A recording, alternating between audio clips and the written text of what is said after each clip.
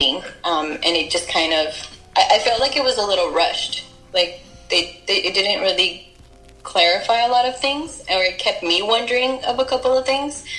But then other times with that, humor sense, like, I guess explanation of how they can't have babies anymore. I don't know if that was like one of the sisters, saying the explanation, and it's kind of like humorous, but at the same time, it's like, well, it's a big thing, like a big, graduation thing, I guess, for them, how they mentioned in the other movies before, but then it was just kind of like, oh, humor. I don't know. it kind of missed something for me, but overall, like, I did enjoy the movie. It did kind of, give me a little bit of backstory on her and why she wanted to be an Avenger, and, kind of clear that red in her, I think it's called red in her ledger, I think. Mm-hmm. Mm-hmm. So it makes you a little bit, understand more of, why she was fighting so hard to bring everyone back and do things right. Yeah, I completely agree. So everybody out there, go check out Black Widow and Space Jam if you want. Yeah. They are okay. Just okay. So we'll move on to recommendations real quick. The two that I had for you is so what's the name? So a t-shirt company called ROCKFORD, and they recently dropped a foreign style poster art shirt for the original Teenage Mutant Ninja Turtles 3, where they go back to feudal Japan. They do time traveling. I know a lot of people, or a lot of diehard fans, dislike that film. And maybe they're right, maybe they're wrong, who knows. But the shirt design is really cool. I went back and I watched the film to kind of maybe justify buying the shirt, I guess. And I really enjoyed the film, watching it through the lens of being an adult, and I think that it's really bonkers, and it just doesn't really care about what you think about it, and I kind of respect that. It's fun, but I'm also biased because I love anything Ninja Turtles. I mean, I like Ninja Turtles too. I mean, in general, I like turtles, and with even my dad, like when I was little, he would call me like his like little turtle, like tortuguita in Spanish. Mm-hmm. And like my favorite color is blue, and so sometimes I would dress up as Leo as a kid, and he'd be like, my little Leo, my little Leonardita. and he always, like, I guess even my mom, she bought me like a little fighter turtle. It's like a little turtle. It's like an actual like turtle. It's not a ninja turtle, but it's a turtle, and it's like, kind of like fighting, pretending to fight. And she's like, always fight like a ninja turtle. They never gave up. And I'm like, okay, yes. And that revolved a lot about like, my history in foster care. My mom would, send me, gifts and little postcards. And I remember that little turtle, and she always like, would tell me like fight, like keep fighting, and you're my little Ninja Turtle. So that kind of revolves a little bit in my life, or like my younger life. So it's nice to see those new movies. I mean, not a super die-hard fan, but I enjoy them. There's new twists and turns. I mean, that's what movies are all about. The entertainment, trying to get people's attention, and they brought the time traveling in, and some people enjoyed it, some people didn't. Yeah, definitely. That's an awesome. That's so cool that your parents like reference Ninja Turtles to you as a kid. That's amazing. No, as a kid and even now, I enjoy cartoons a lot. I mean, so that's why I'm like with Space Jam. I enjoyed having that nostalgia of like the cartoons and the Looney Tunes, and right now with the Teenage Mutant Turtles, like it just kind of gives me that, I remember back in the day. And I mean, I've mentioned I'm 27, so some people are like, oh my God, you're not even old. And I'm like, I'm not saying I'm old, I'm just saying back in my day. This is, we played outside, we watched Teenage Mutant Ninja Turtles, all of that good stuff. Definitely. Do you have any recommendations, or did you already say yours? Yeah, so one of my recommendations was the Atypical, but I also have two other ones. Okay. I have Working Moms on Netflix, which just came out with season 5. I think a couple weeks ago they just released that, and just kind of reading what the Netflix description says. It says maternity leave is over, and it's time for these 4 moms to return to work while navigating kids, bosses, love, and life in modern day Toronto.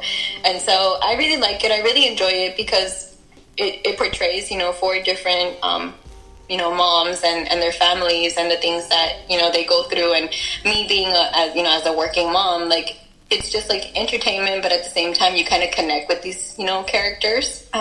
Because, I mean, the movie that we're talking about right now, centered around like women.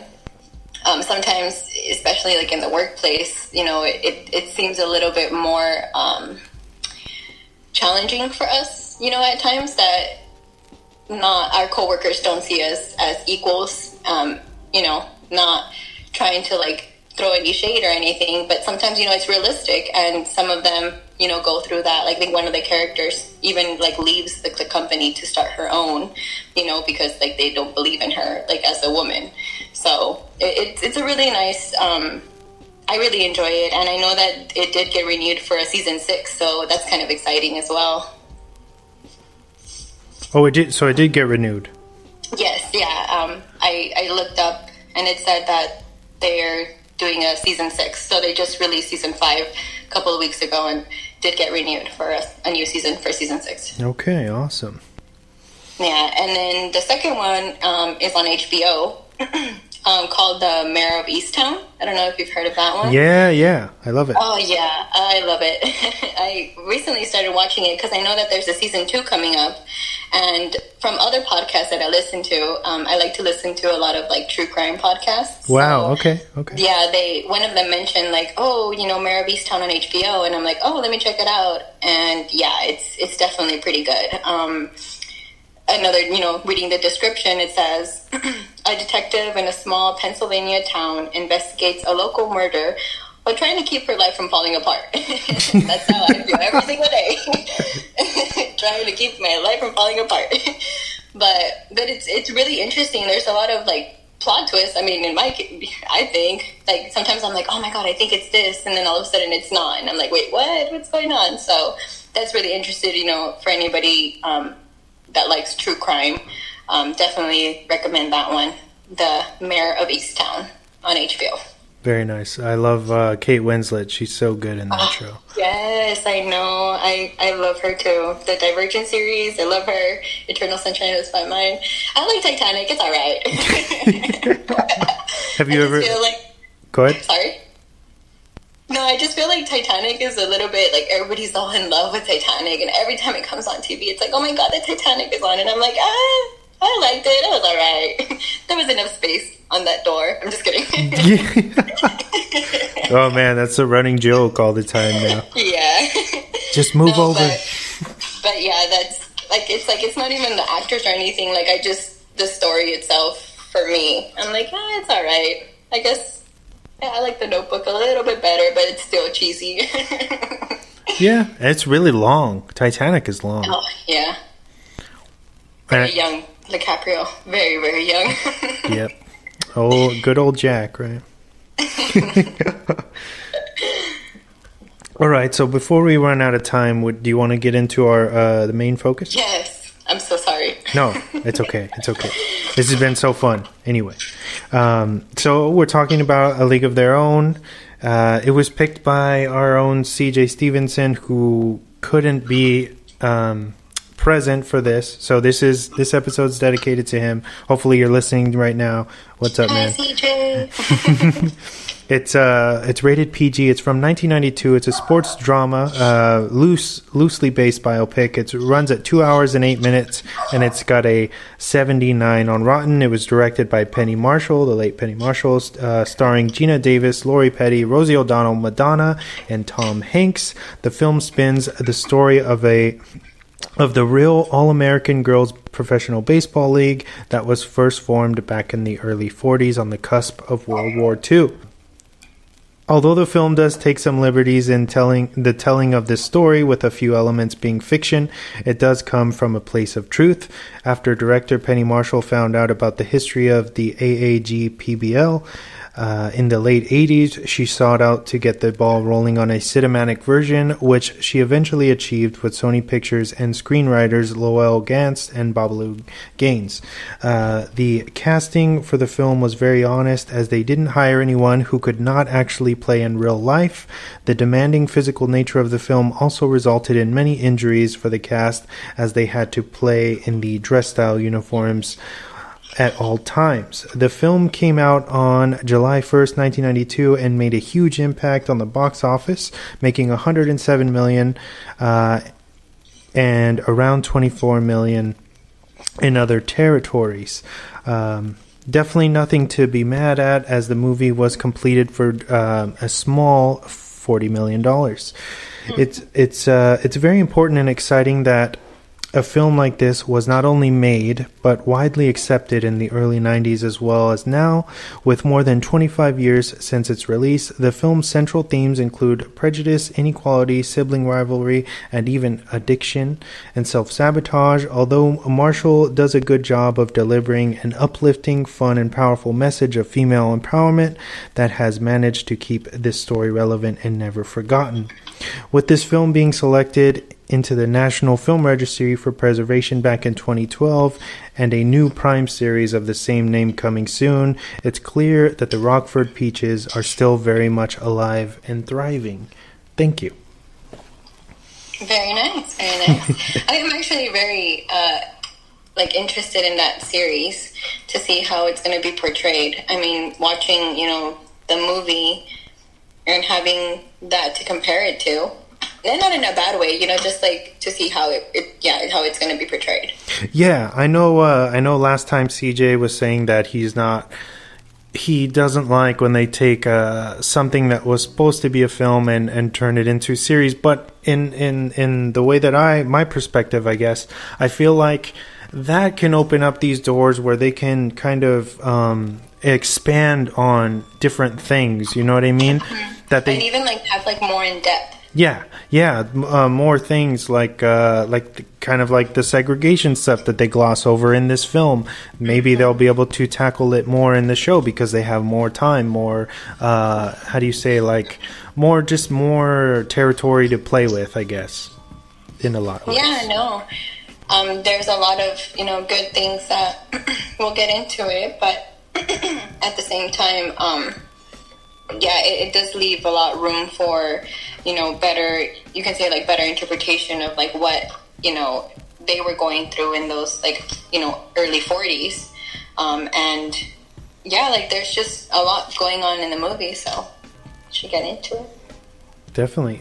So I wanted to open up with just by saying that, so obviously you're a female and you're a mom. Yes. And you watched this film recently for the very first time. So give me your thoughts on it, and how did it affect you, like the overall story, or what did you take away from it? Yeah, so this was the first time that I heard about it and seen the movie, and I really quite enjoyed it. Everything that they touch on, from being from World War II, how they're sending all the men, basically, drafting them into the war, and how the women had to kind of fall into that, going to work in sorry, I'm just looking at my notes really fast. Yeah, how it's their patriotic duty. There you go. It's their patriotic duty to, go into the work world now, and this movie revolves around the women in the baseball team, where there's a lot of different characters and they come from a lot of different backgrounds.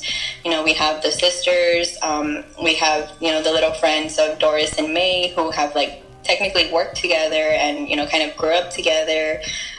We have another character, Shirley, who can't read, so it just kind of hits you in different ways of how women back in the early 40s were treated differently, and how modern time now, we've gone a long way, but there's still a lot, that doesn't change. Like some things just don't change. And as a working mom, like I've mentioned, for me, sometimes